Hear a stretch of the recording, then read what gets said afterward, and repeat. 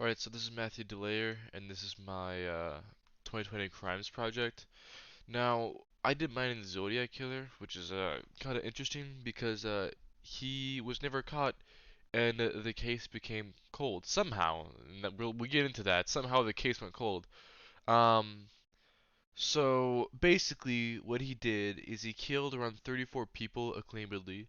And that's at a high end. Sorry, not 34, 37 victims. Uh, over 5 years. Which, to put in perspective, Dahmer was only able, which is like a pretty infamous killer, who was very careful about the targets that he chose because he knew that they were gay black men, which the police would never really listen to or care for, which is part of his case. Was not even able to kill up to like past 24. It was like 17 or something over like 7 or 8 years. Something way different than this. So this is almost double that in almost half the time. So this guy wasn't even careful about his target. It was just literally everybody, high income people that had somewhat influence over the community. Now, which is crazy. I mean, the fact that he killed this volume in this short amount of time and just wasn't caught is still crazy to me. But anyway, this took place in San Francisco, California.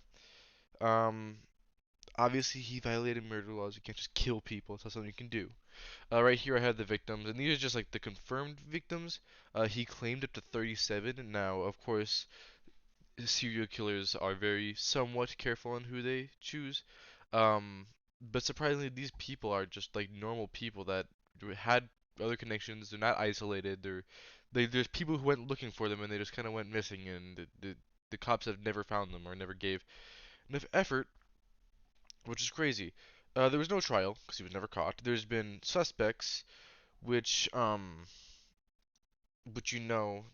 aren't necessarily valid because there's no conclusive quote unquote DNA evidence, which is crazy because he would literally taunt them and send them letters, right? This is one of the letters that he sent right here. And then here's some other letters, things like that. They found his watch. They found shell casings. They found I don't think I can find the image right here, but a little like an iron. I have to see if I can find it. That yeah, right here, the tire iron that should have had his fingerprints on. I looked around, like 1970, they had fingerprint like tracing technology and forensics. They could literally find this guy, and just didn't find. Apparently just didn't could they couldn't do it on the tire iron that was used that should have had evidence on it that they just didn't use, which is crazy to me.